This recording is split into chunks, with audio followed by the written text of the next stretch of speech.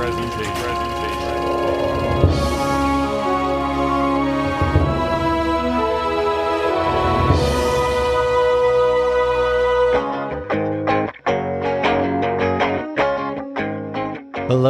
everybody. Welcome back to the Cult Classic Podcast, 2025. New Year, same people. Same us. Maybe worse. Cameron Jones here, along with my co-host, Jordan Jones. And today we're doing a movie that I could have sworn we've already done, but I think it's just we talk about it a lot. But you know what? Today we're going long form. We're going to dive into it. We're giving you the 2000 film, Gladiator. The great Roman general Maximus has conquered his final battle against Germania and is eager to return home to his wife and son. Unfortunately, the emperor has other plans and asks him to take over the empire and return it to the people. Upset by his loss to the throne, the emperor's son, Commodus, kills his father and stages a coup, sentencing Maximus and his family to death. In a turn of fate, Maximus escapes his execution, but is sold into slavery as a gladiator. With his prodigious fighting skills, he is quick to earn the hearts of the people and the eye of the emperor. Will Maximus be able to exact his revenge and free Rome, or will the jealous Commodus rule through fear? Gladiator. All right. Gladiator, directed by Ridley Scott, who also directed the new Gladiator, Gladiator 2. Still haven't seen it. American Gangster. Good movie. Body of Lies, the Russell Crowe Robin Hood, Black Hawk Down, Hannibal, Alien, Blade Runner, and Thelma and Louise. Oh yeah, the Russell Crowe Robin Hood. I just watched that new Hood with Jamie Foxx and Egerton. Not good.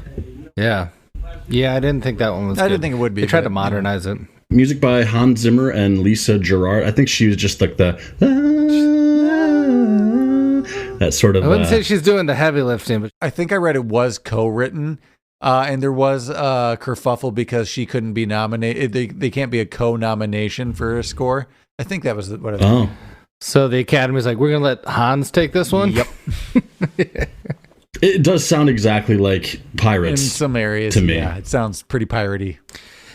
You guys try to write 20-minute songs. You get in the middle, you're gonna get some filler, okay? It ain't all the beginning and it ain't all the end. Sometimes there's the middle. Okay, on to the cast. Starring Russell Crowe, plays Maximus Decimus Meridius. This might be the first Russell Crowe movie we've done. Oh, never mind. We did the other guys. Did we do Cinderella Man? Go back and see the other guys. We might have done the other Cinderella guys. Man. Good. One of my favorite movies. No, we've talked about that a lot. Haven't done it, though. You'd also know him from A Beautiful Mind, L.A. Confidential. Les Mis. Did anyone have any good recasting for this one? I have a bad recasting. Sure, I'd love to hear it. Just not quite chalk, but I'm like, who? Heath Ledger. I went with Heath Ledger. I didn't go anybody that's even remotely Spanish, remotely Roman. Neither did they. I went Australian. Yeah, I went, yeah. But I thought he would do good at that. Can Heath get that physique? Yeah, I think so, and I'll bring that up later. I don't think it needs to be an absurd physique. Oh no, it just needs to be it's not. It's a burly guy. It's sort of dad body-ish, but like a nice, farmer dad. Yeah. Not super defined, but there's muscle under there. I just took an Australian actor who was in these time periods, Sam Worthington. We had him in like the Clash of the Titans and stuff, right? That was him. Yeah, he's the actor that's like the main guy in Avatar, right? Yeah. Oh, I could see that, Cameron. I like that. I get it. So we're all going Australians, right? Mark, who's your Australian? My Australian is Tom Hardy. I thought about Tom Hardy as well. Yeah. That makes sense for me. And I don't think he's Australian. Definitely a jacked down version of Tom Hardy. Okay. Joaquin Phoenix plays Commodus, son of Marcus Aurelius. Obviously, the Joker, more so now. Signs is really when he popped on my radar, though. I was like, oh, he's funny. He can be. Walk the line. This predated Signs, so actually this was my first introduction to him. Although we all know we met him first in Parenthood as the kid that's going through it. Oh yeah. What's that? Oh, the computer movie. Her. Her. Yeah. Oh, Her. Computer movie. The thing we'll all be living in 10 years. If we're lucky, if we can get that type of connection. Napoleon, a bunch of other things, Joaquin Phoenix. You ever seen Napoleon? I just didn't. Never did. Yeah, I figured I would when it was streaming, but then no one's picked it up on streaming. Nope, it's on Apple TV. You can watch it right now. We could stop this podcast. No, because I don't have Apple TV, so no, I can't. There you go. It went there pretty quick. I actually kind of like mine. Jude Law. Not bad. I get it. Sniveling. It's got to be kind of someone wormy, someone snaky. You go first, Mark, because I didn't write mine down. Billy Zane. Sorry. You said Billy Zane. I was zoned out. Yeah. I thought you said Billy Eichner. I'm like, Billy from the street. Weird choice. Weird choice. I like the actor. Billy Zane. Not as weird as Billy Eichner. Feels a little weird. All right. If it's weird, then let me go. Let me change it. Let me change it. I get what you're saying, though. Double crosser, snide. He'd have to do an American accent, I assume. I think so, or at least like the North Atlantic. Jared. I'm gonna go Jared Leto then. Ooh, I like that actually a lot. Yeah, I can see that. This is a tough one because I honestly think that Joaquin Phoenix could have probably got like an Oscar for this movie. I'm sure he was nominated. Might have been too early in his career to get the official win. True, but I think what Super we're finding, good. although I like Cameron's, is it's sort of his role in a weird way. Yeah. Right? So it's hard. Mine's pretty chalk, and I don't feel good about it, but I apologize. Jason Isaacs. It's the Patriot. No. It's Lucius Malfoy. For some reason, that didn't even cross my mind, but that's great. That didn't cross my mind either, but it's perfect. Yeah. Well, it is, but he also did it twice. You know what I mean? Yeah, that's why. It is chalk, but it's good. So it's chalk. But I do like both yours. I guess if you can play modern-day Joker, you can play this role. True. And Jude Law actually works. Sniveling. I can't see him. I can't see him in a sword fight, though. I can't but either. You know what? He wasn't good at it. That's kind of the point. Yeah, but you can't see Commodus either, right? Yeah. Connie Nielsen plays Lucilla. More recently, you know her from Wonder Woman. I mean, back in the day, 1 Hour Photo, Basic. Mission to Mars. I had an uninspired Angelina Jolie, if you want to hear it. Sure. Yeah. No. Yeah. Mine's pretty uninspired, too. Nicole Kidman. Mm-hmm. Yep. Uninspired. I did Kate Eva Winslet. Green. Gotcha. Then I also thought Lena Headey and would just go, straight to the source.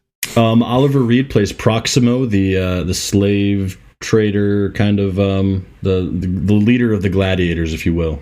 Oliver Reed, you would know him from Oliver. Bill Sykes. I know that because every time we watch it at home, my mom said that. Your mom said that. Our mom said that. That's true. You might also remember the Four Musketeers, Milady's Revenge.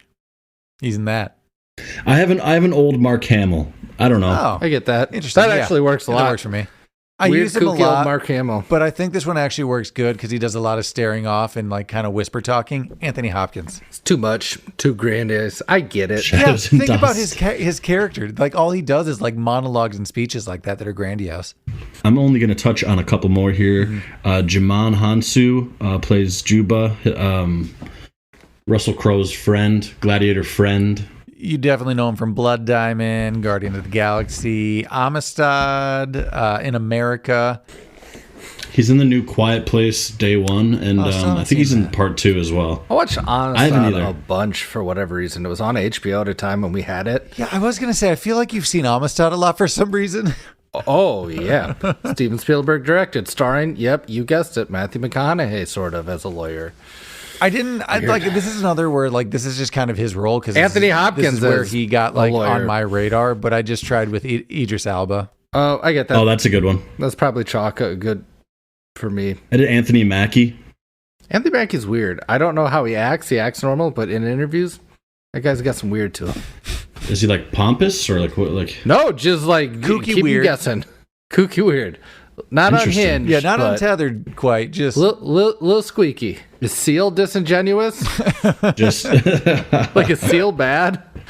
I don't think he's really an actor. Well, then we need like a hit song, like a hit song. Marcus Aurelius is played by Richard Harris. I mean, if you've been listening to this podcast, you should know that he's, of course, our Dumbledore. Also, you might know that Jordan loves Count of Monte Cristo and his performance in that. Cameron loves Count of Monte Cristo as well. I do, yeah. You love it more King than Arthur, me. I mean, in Camelot. Yep. He plays Frollo, the evil fuck in Hunchback of Notre Dame, the TV one. Oh, like the Mandy Patinkin one? Haven't seen that for years, if that's that one. Probably not the Mandy Patinkin one. Also, Gulliver's Travels, man. How is this always coming up with you, man? I don't know. But it's true. He's Gulliver. I just recasted his friend Ian McKellen. Yeah, it's either him or Patrick Stewart. So same. Patrick Stewart, his voice is too. He's not withering enough. I don't think. Ian McKellen has always seemed like he's on the way out to me since I've been alive. Who's the senator from Star Wars? Palpatine. Yeah. Before he turns into Lord Sidious or Sidious. I'm not. No, I think you're thinking the guy that's also in Lord of the Rings. The Duke, that guy? Yes, that is, yeah. Nobody's Saruman. thinking Palpatine. I'm very tired. that old as dust. Come, Marcus. Talk to me. That was bad. That's really, we can touch on the kid if you want. Lucius? Spencer Treat Clark. I did write down just, Gracchus is Derek Jacobi. He's from Godford's Park and Dead Again. And then I'm just throwing out Hagen, the big muscular German, just because he's a sidekick. Ralph Moeller, he's not in any. He's in Universal Soldier, so he plays the big guy in movies, as you can imagine. But good for him. Good for him. Who's the guy in Guardians of the Galaxy? I'll do Dave Bautista there. I believe the kid, and this is completely unverified. Go check out. I'm pretty sure we did Double Jeopardy. He's a kid in that. Oh, yeah, I think he is at the end playing soccer. At the end, yeah, just way at the end. I don't think he's there anywhere else. That's pretty much. You said you're going to pick a wrestler. Oh, right, yeah, I'm picking Stone Cold Steve Austin. Weird choice. Yeah, I know. Having that said, well, then, fine, Roddy Piper. Then. Okay, what are we? Not a bad actor. Go back and see They Live. They lived. They lived. Okay, yeah, you're not wrong.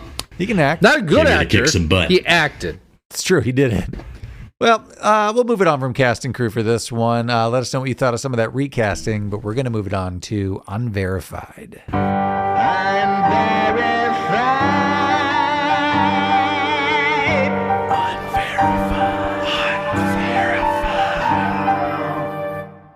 Welcome to the Cult Classic Movie Phone. It's May 5th in the year 2000. In the year 2000. In the year 2000.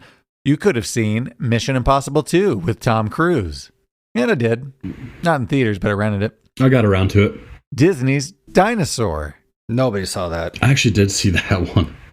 You could have seen Shanghai Noon with Owen Wilson and Jackie Chan. I'm more of a Shanghai Nights guy, but good. Still good stuff. That's the first one? Yes, that was the first one. Road Trip with Breckin Meyer, Sean William Scott, and Amy Smart. Didn't see it in theater, but definitely have seen it in syndication a lot. I think there's a chance I saw all these in theaters. What about Big Mama's House with Martin Lawrence? Oh, you got me. But there's a chance. That's like definitely a Manchester theater. Yeah, there's a you chance. Would have seen in 2000. Yeah. Like, there's I'm not ruling it out. I'll tell you what I don't think made it to the Manchester theater. Battlefield Earth with John Travolta and Barry Pepper. No, I haven't seen that actually ever. I don't want to. I just know it's bad and it's based off of Scientology, and if not Mormon, it's based off one of the culty religions. And finally, Center Stage with Amanda Schull and Zoe Saldana. Shout out to Definitely our mom. Not in theater, but a million times at home. So Jordan, you're 7 for 8. Yeah, I'm shooting a pretty high percentage. Yeah, but you chose to see Gladiator, and you weren't alone. You weren't alone. Budget, cool, 100 mil, something around there, $103 million. Box office, $465.5 million. That feels like a high budget for like 2000. Big sets, pretty big stars, CGI to some degree. And I'll get to this. Like the special effects actually kind of still hold up. Like I'll talk about it more, but like it was good. It was just well done. We were kind of talking about some people who might have deserved an Oscar, Joaquin Phoenix. But Russell Crowe has admitted that he initially felt unworthy of all the praise he got, and he feels that it should have been like a best director, probably, and should have gone to Ridley Scott, not him. Was he nominated? Yes. Yeah, I was going to say. And I kind of agree with that. He doesn't. He does a good job, but like it's just a very well put together movie. Oliver Reed died 3 weeks before principal photography ended. And because of this, Proximo was considered a key character, and the clause in the movie's insurance contract that would have allowed, essentially, insurance was like, okay, well, now we'll have to pay for like someone else to come in and we'll reshoot all of that and finish filming. but because filming had been so exhausting, Ridley Scott, and he didn't want to cut Oliver Reed out from the movie, they're like, we'll use a body double, we'll use a little CGI for the time in 2000, and they ended up just using what they had. I feel like it was only the last couple scenes that they had to stab somebody from behind, maybe. Yeah, it's anytime you see his back, I think, and they, to your point though, I think they rewrote a little bit of his part in the coup, maybe. I was going to say it's probably the coup part, right? I didn't notice any of that CGI though. Like, yeah, I mean, and I think it would have been glaring too. I have a feeling if if it was anything major. Well, he also did just say shadows and dust a lot, so maybe it was the same take of shadows and dust, just like slightly. Oh, he talked about gay drafts too. That's true. That was on my radar. The movie's nominated for 12 Academy Awards though. Holy 2001 Oscars. Costume, score, directing, picture, actor, costume, sound, visual effects, director, supporting actor. So I assume Joaquin did get directed.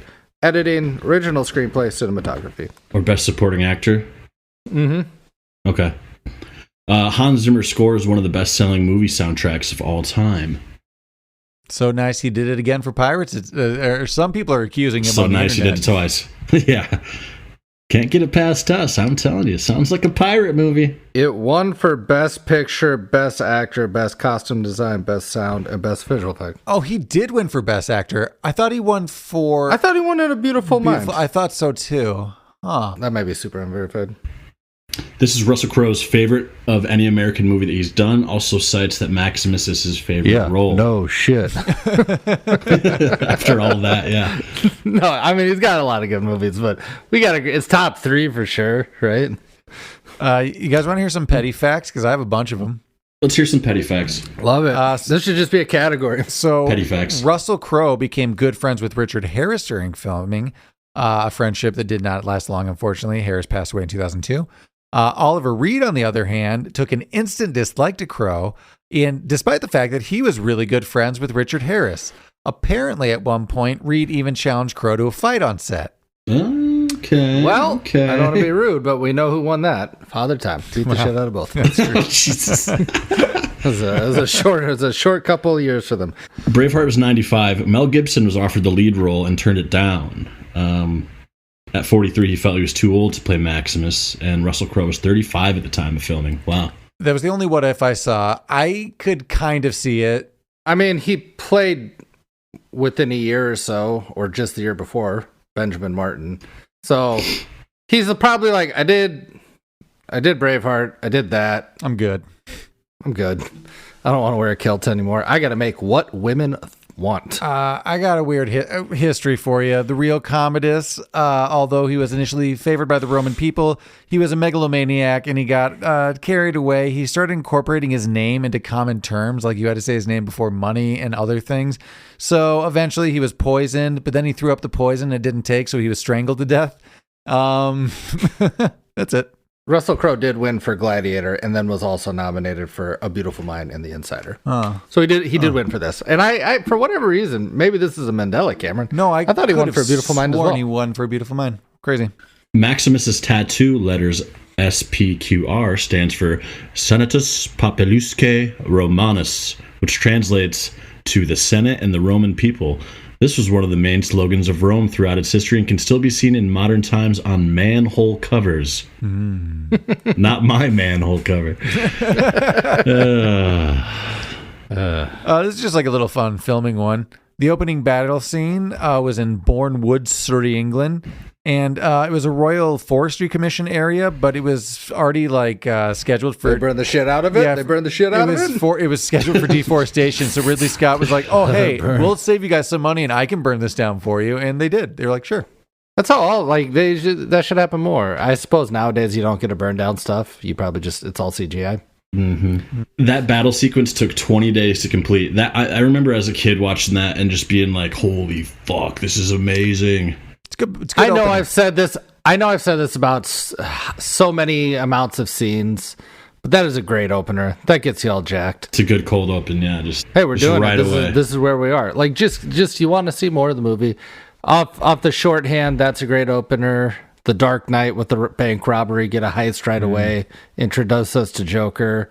Goodfellas is up there with the murder. Does that start with the heist too? Right? I don't remember. You're the town expert.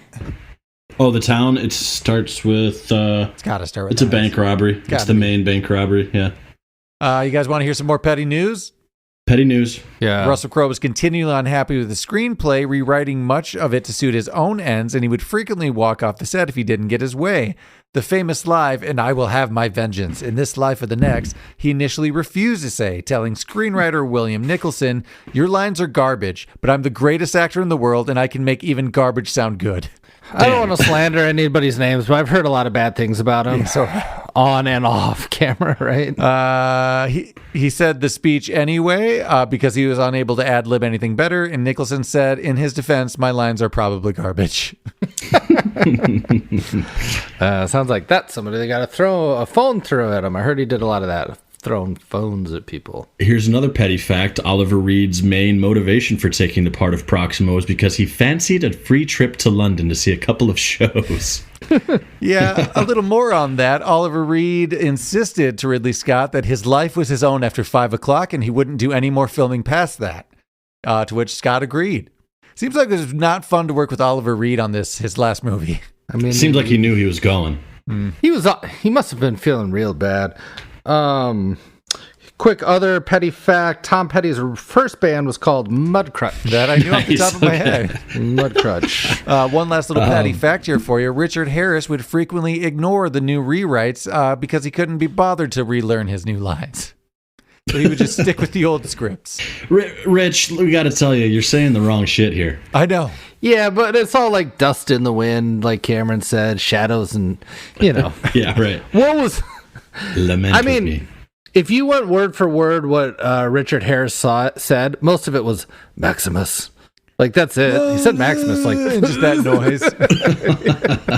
So if you forget a line here or there on probably his 70th to 100th film he was in, whatever. Your failures as a son are my faults as a father. Yeah, not the best thing to say. Let's talk about that. I really want to get into that. One last thing just to touch on the costuming, because that was a big part of this, was costume designer Jan T. Yates and her team created more than 10,000 costumes for the cast and extras. So that's pretty impressive. I saw something too, like the armor, they had to make like 10,000 like individual like pieces of armor for extras and stuff, or something insane like that. One of those pieces of costumes went up to auction during Russell Crowe's divorce from his wife. Sure. Was bought by John Oliver's show last week, Tonight with John Oliver, and then given to the last Blockbuster in like Alaska or something.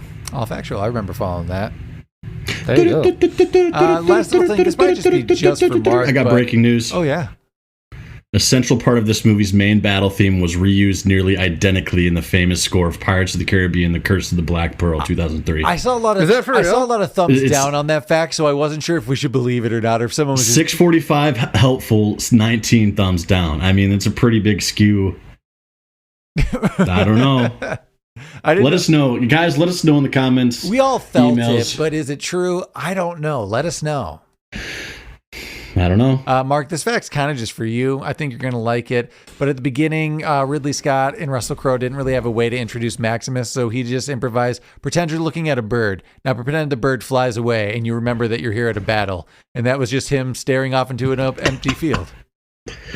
God, I love that. That B-roll they use in this movie.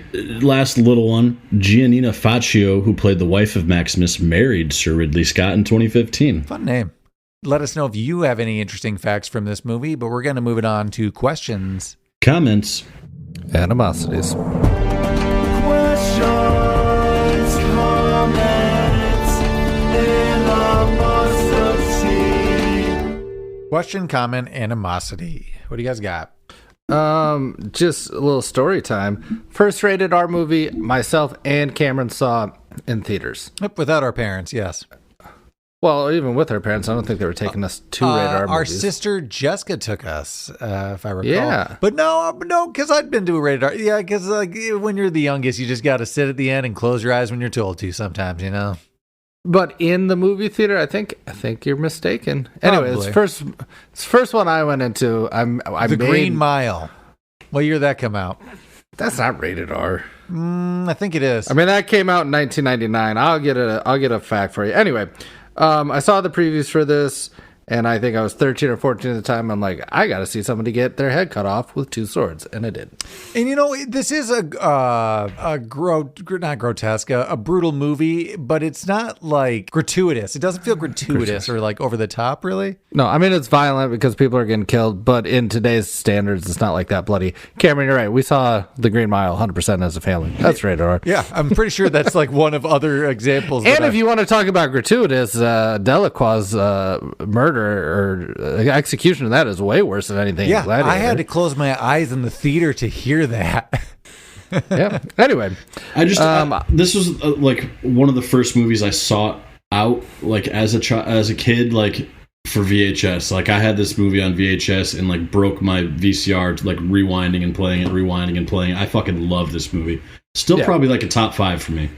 And, funny enough, I have seen this recently, like in the past few months, but I still found myself just like really getting into this viewing. And I was a little worried that it was going to feel like homework, but I got into it again. I like some epic movies. I think I like Braveheart quite a bit. I like The Patriot, but there's a lot of these Roman-esque TV shows and movies that I think get way lost in the politics of what's going on there. Yeah. And Gladiator, I mean, it has a little bit of it. You got to have a little bit, but it doesn't get weighed down by that. It's essentially a revenge story and fucking rocks. And the pacing is nice too for 2 hours and 40 minutes. Like there's nice ebbs and flows, and I feel like there's not really a lot of like dead air going on. And funny enough, I had pre-written in here, but like, ooh, we could cut a little out of that middle part, but then I was like, oh no, there really is just like a big battle, like every 20, 30 minutes, kind of. Yeah, I mean, it gets you engaged with the battle. You got the whole turnover. In my head, I was thinking just like you guys, because it's been a while since I've seen this. I thought so much was going to get bogged down in the middle, but it's really just the prison coup drags a little bit, but a little bit right there long. towards the end. Yeah, but it is like the very end, and that's like sandwiched between two battles anyway. I remembered that dragging more though too in my head, but no, it's not really. No. And each battle brings something different. Like right off the bat, you've got the Germania battle, and then he gets captured, and you have sort of like the early on gladiator battles, and then sort of it progresses to like the retired gladiator that comes in with the cool like bear mask or like whatever that mask is. That I did have written down as a gladiator, and I'm no expert, and this may not be accurate, but you got to have less blind spots if you're out there. Zero in the arena. I did write an animosity down. Like, if I'm going to die in the heat fighting for my life, I don't want to do it in a rotting carcass already. You know what I mean? Like, is that a punishment or is that a choice? Is that, That's true. I'm making it seem like the gladiators in costume have earned choices, but they're just slaves like everybody. Probably get kicked out with a boar's head on their head. Like, do you guys have never pick up any of those helmets? Just like, but like none of them are going to fit me. It's just going to be wobbling around, blocking my eyesight the entire time. Exactly. Yeah, we've all had a Halloween mask. You're like, breathing a lot of my own air in here. It's really fogging up in here. Anyway, do you have any favorite like Coliseum moments or like one fight in particular that you like the best? It's funny that you say that because early on I just wrote down like iconic moments when I think of this movie. One is strength and honor, them just saying that. Are you not entertained? I mean, it's not even like battles as much as just like kind of key lines. The hand through the wheat field, just that visual. That's Gladiator, baby. It's iconic still because I also saw the preview to Gladiator 2. They're chopping off heads with two swords. That's what got my butt in the seat. I'm like, gotta see that. Did see that. Strength and honor. But are you not entertained? I still say that today. Yeah. They only say this once other than, the shadows and dust. But for some reason I remembered, what we do in this life echoes in eternity being said at least 4 more times. You know what I mean? Well, I'm glad you brought that up. Yeah, just once at the beginning, but it really stuck with me and other people as a kid. We can or cannot talk about it now, but I think we should save it. But the build up to the revenge that Maximus gets when he takes off his helmet and tells Commodus who he is, I almost cheered in the theater. I think I'm like, fuck yeah, tell him, badass. Tell him who it is. We all know who it is. Tell him who it is. We know who it is. And I think because of when this movie was made, 2000, I don't know, like I don't think you can make a movie like this anymore just because of how far CGI has gone and like what people are expecting from like a blockbuster type film.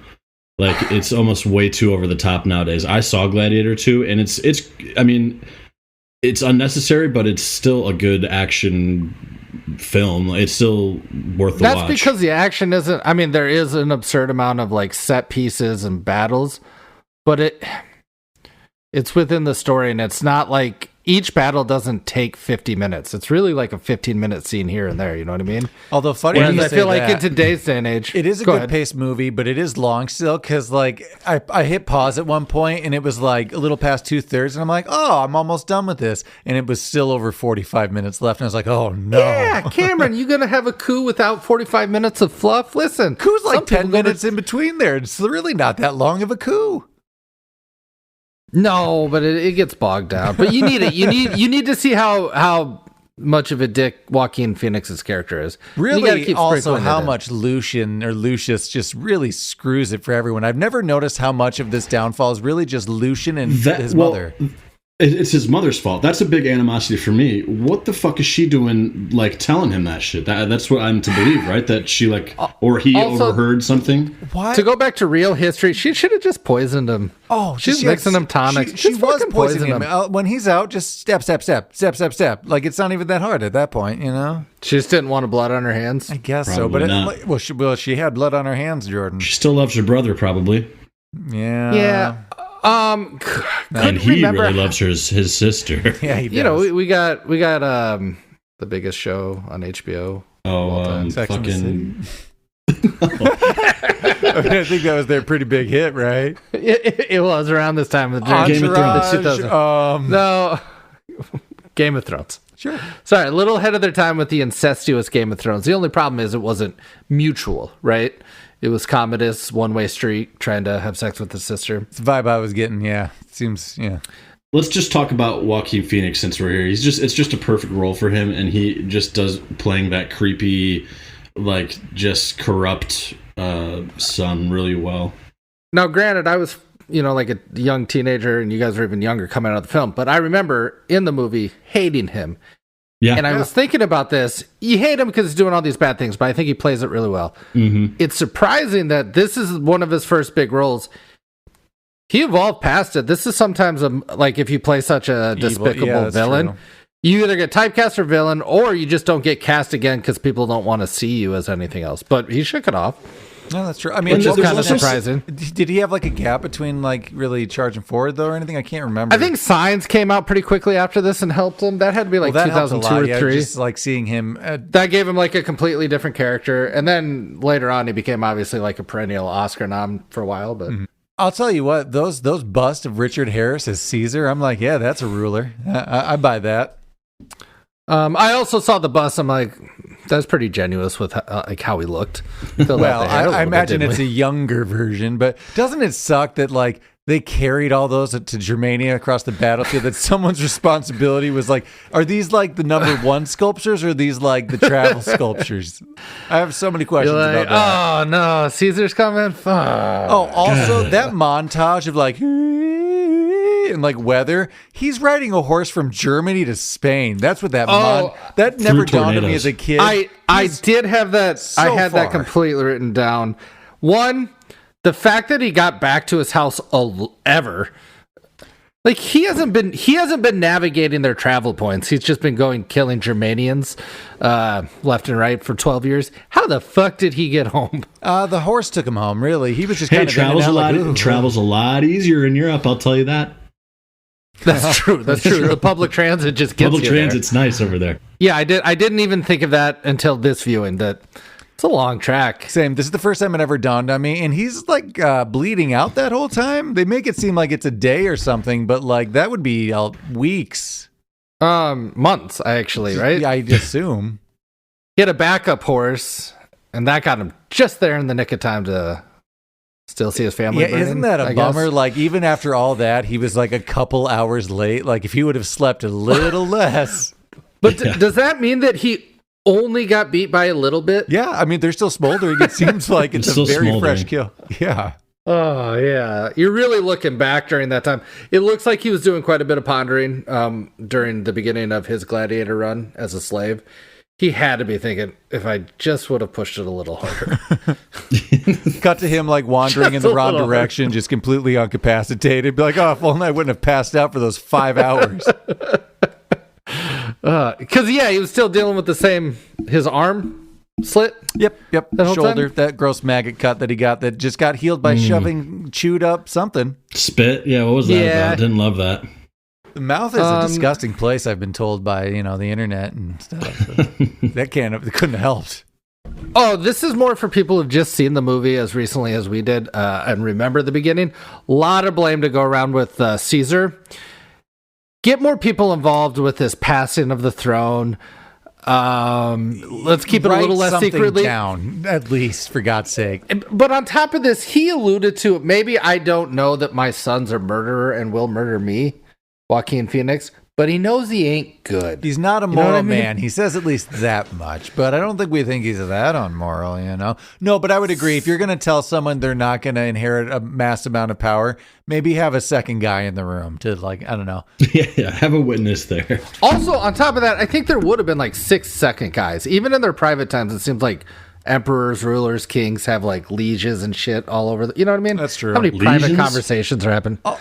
Legions, but that's syphilis and all kinds of bad things. That's because they just had sex and ate. Caesar's all caught up in his image and how will people remember me? Do you think as he's getting smothered, but from a hug, he's like, oh, thank God no one will see or remember this? That's not how I thought. Oh, that he got murdered? Nobody will talk about this. Yeah, also in the weakest way ever of just a hard hug. Yeah, God. Just so frail. Oh, but back to Mark's comment earlier, though, what worst thing to say to him is your failings as a son are my failings the reason you're so bad is I wasn't good enough. Furthermore, embrace me now. Yeah. Read the room, Caesar. Read the room. I still kind of wish we talked like that. Read the eyes. I think they seem pretty murderousy, right? We all saw them. The eyes tell it all. Not quite Jack Nicholson in The Shining, but not too far off. No, just certain ways they say things after he does kill his dad, he talks to Maximus lament with me, brother. Hold me as a brother now. I'm going to start saying that to you, Mark, when we I don't know, buy Subway, just anything really, because we don't do anything great. Or when Marcus Aurelius is asking Maximus to take over, and Maximus is just with all my heart, no. I'm gonna start answering like that one. With all my heart, asked me God, to do no. anything. But even just before that, Richard Harris's character's I just ask of you one more thing. Rule Rome. Yeah, take over for me. It's going to be at least I know you 10 just years told me of you a want power to go transfer. home. Eventually the Senate will take over, and you're ill-equipped to deal with the ins and outs of the Roman Empire.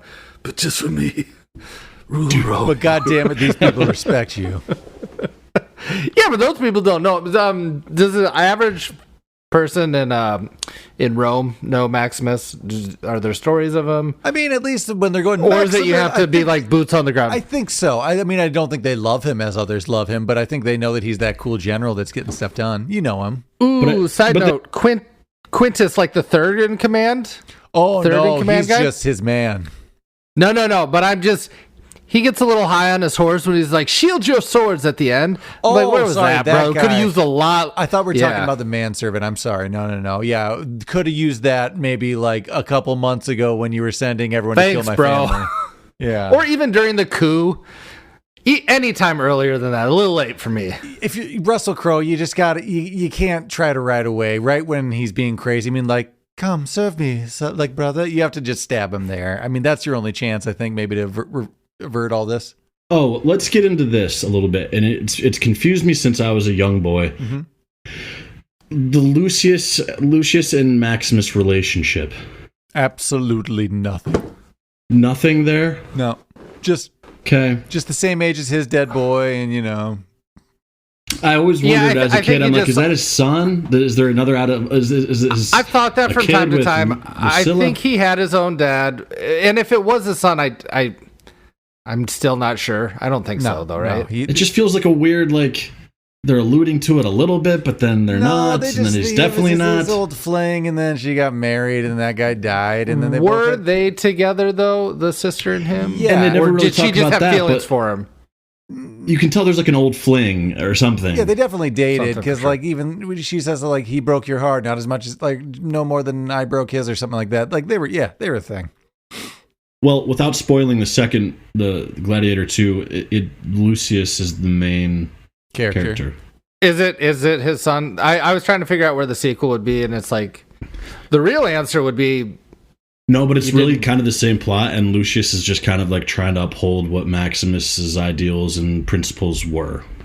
Essentially. Okay. Not just being respected the fuck out of, not dying in vengeance, just straight vengeance. I mean, honest to God, vengeance movies may be one of my favorite genre. Whatever the setting, just vengeance. Vengeance when you get the comeuppance. Because there's sometimes when you don't, and that leaves the worst taste in your mouth. Really does. Even though Maximus died, he got it, and this is what's so sweet about it. I brought up Game of Thrones earlier. King Joffrey, he got killed, spoiler alert.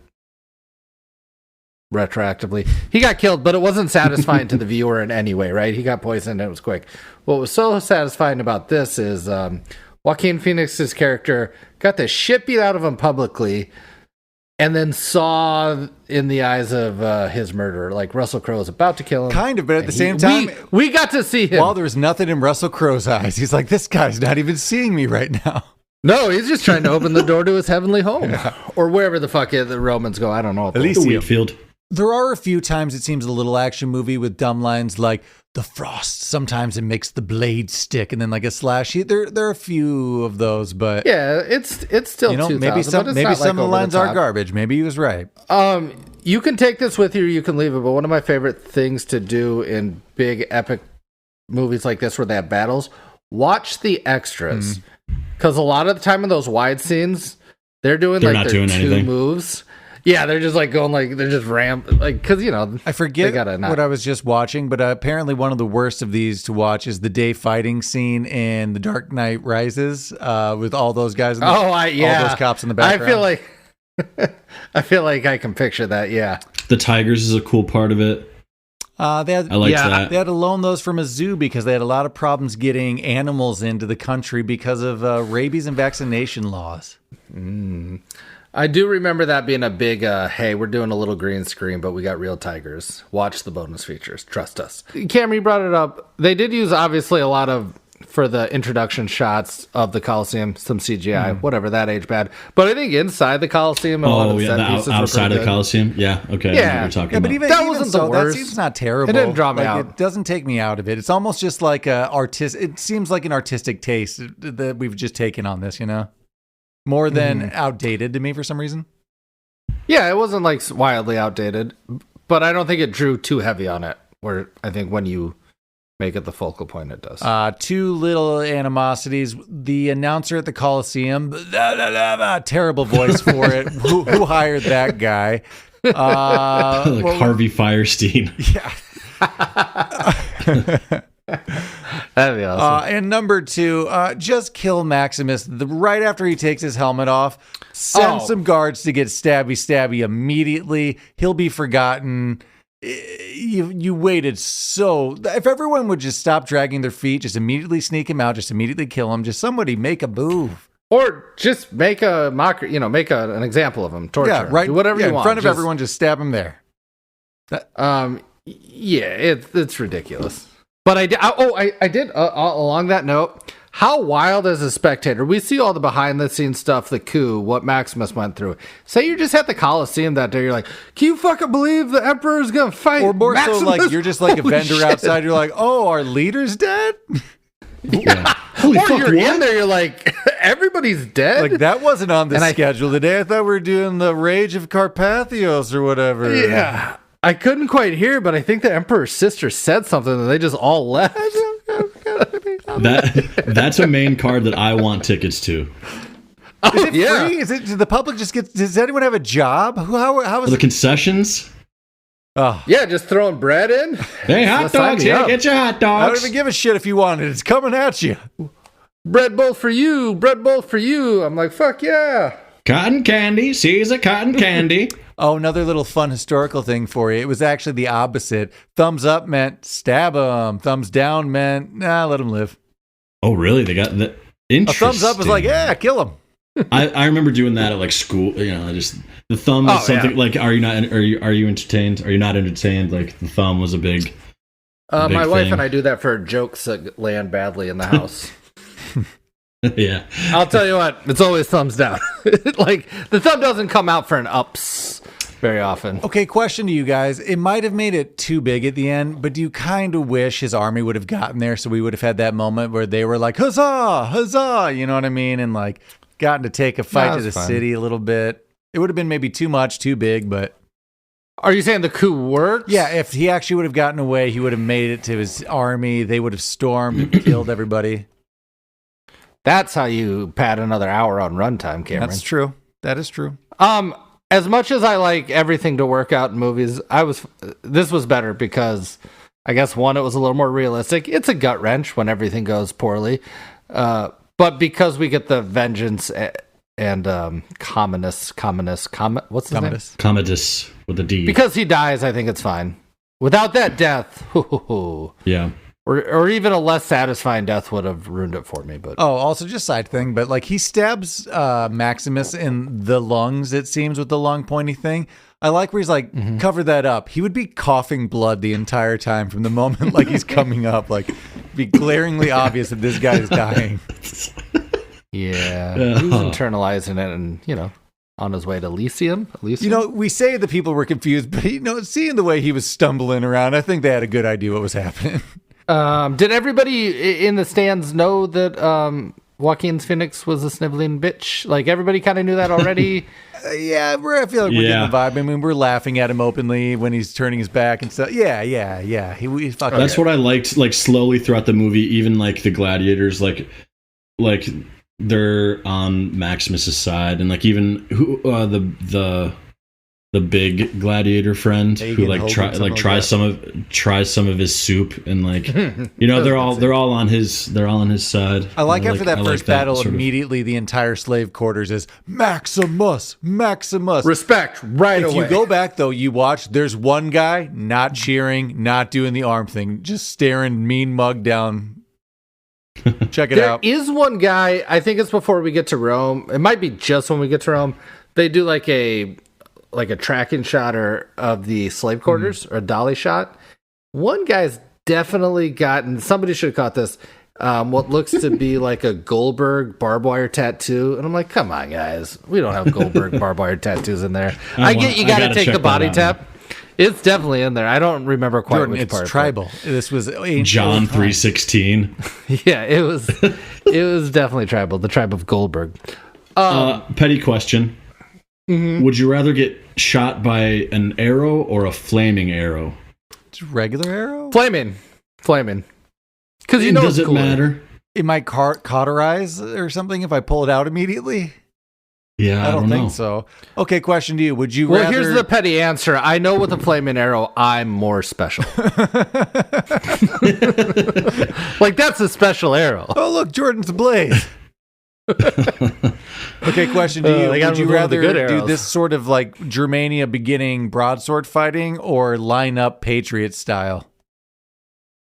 Broadsword. Oof, you're going to...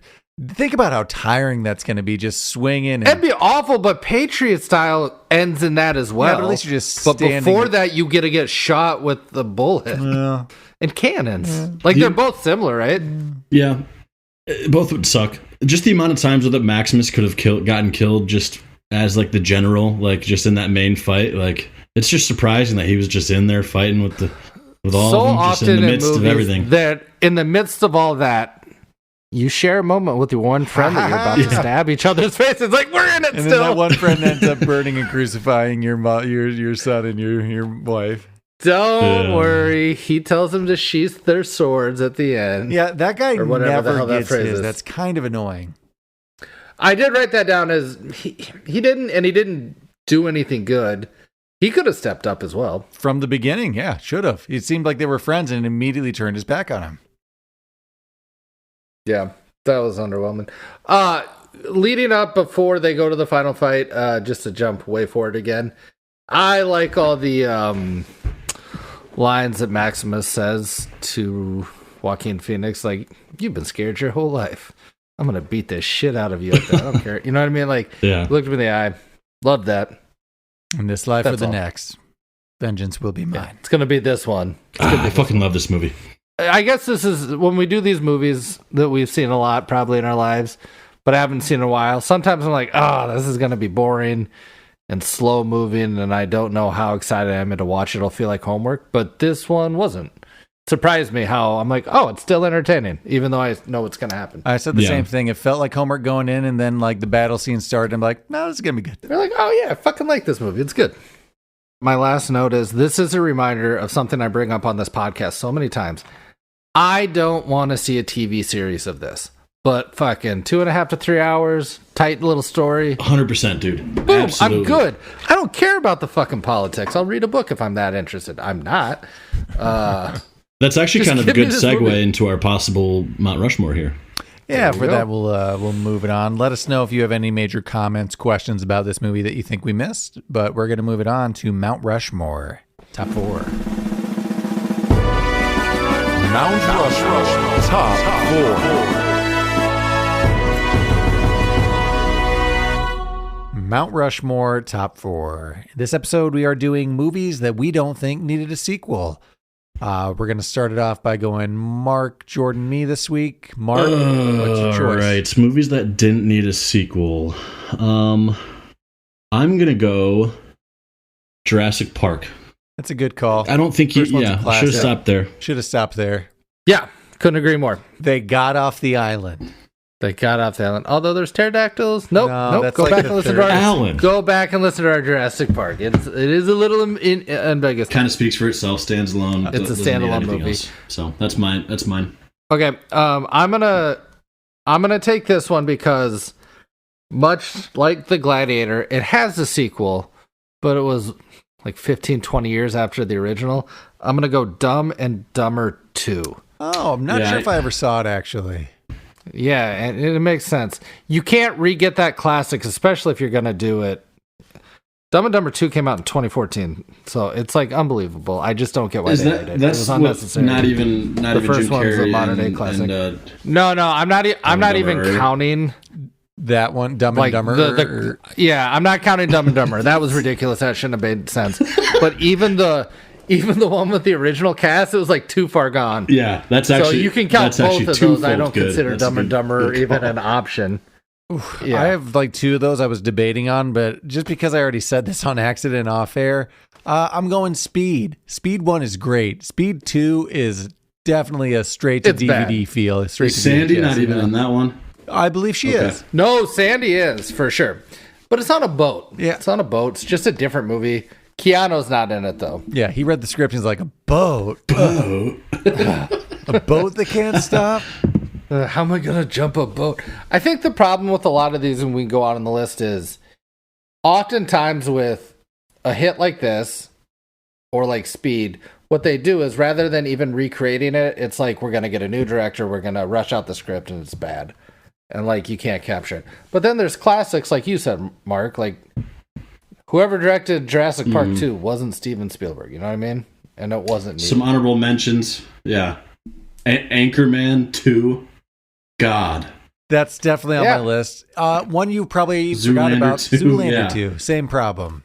Again, they have similarities. It's like such a gap between 1 and 2 is never a sign for success, even if it's not necessary. You know what I mean? Oh, a franchise we just did, Pirates of the Caribbean. Could have stopped after Curse of the Black Pearl, and I would have been just fine with that. Yeah, everybody would have been. Like, are we counting franchises that Johnny went on Depp. too long too? Yeah, but a lot of these I feel like, Mark, it starts with 2. It Yeah, I mean, starts like the with Fast 2. and the Furious, they jumped the shark after like Okay, so- 4 or 5. Well, now, see, that gets a little confused. I think I like 2 is actually not too Tokyo bad. Drift is a fucking. I would say Tokyo Drift is where they got a little wily, but then they came back home, Mark. They knew what they had, and they came back home. So this may be sacrilegious, but Star Wars 1, 2, 3, the original, fine, whatever. We had our story. After that, everything's unnecessary. I'd agree with you on that. Scream 1, great movie. The rest are garbage. Yeah. Scream 3 is fine. Is it weird that I give horror movies A bit of a pass. Yeah, it's a pass because that's what they They're do. franchise builders. Yeah. I mean, Saw, but the first Even one's though I garbage. like Halloween 2, I think we were good with Halloween 1. True. And then Like, really we're anything good. past 2 is crazy. I see a lot of people putting The Matrix on here on this type of list. I'd agree. Matrix 1 is great. Matrix second, third, and fourth. That I'd agree. like we're good. Like he froze bullets. He saw a code. I mean, I know it has like a source material, and I know they're doing it, but the first movie was done so much better. For speaking of Keanu, John Wick. John Wick 1 is great. The others aren't bad. It's just they aren't. I've seen that come up a lot. Yep. Well, I think what happens is it's like that. The first one was a revenge movie, right? John Wick 1. Mm-hmm. And then the rest is like, now we got to create this world. It goes into my TV. Yeah, that's a great point, Jordan, with this. Enjoy is like the beginning, middle, and end. I don't need a Gladiator TV show. You don't need some of these TV shows they're coming out with that just kind of like spoil the original content. I don't want to see a four episode character arc of what Maximus did on the farm. We get it. He farmed. Like, I don't need to see how he farmed, or I don't need to develop his. Yeah. Timely sequel that it wasn't bad, but Knives Out 2, it's just Knives Out 1 is so much better with the ambiance. For sure. I agree. A lot of people say Ghostbusters 2, but I like Ghostbusters I still like 2, it, so yeah. Whatever. There are a ton of movies that fit in this category. Let us know what you think should have been on the list, and let us know what you thought of our take on Gladiator. If you like what you heard, make sure you like and subscribe on your favorite podcast app, rate and review. You can always write in your movie request at cultclassicspodcast@gmail.com or cultclassicspod on social media. And until then, we'll check you on the next one. Bye. Bye. Bye.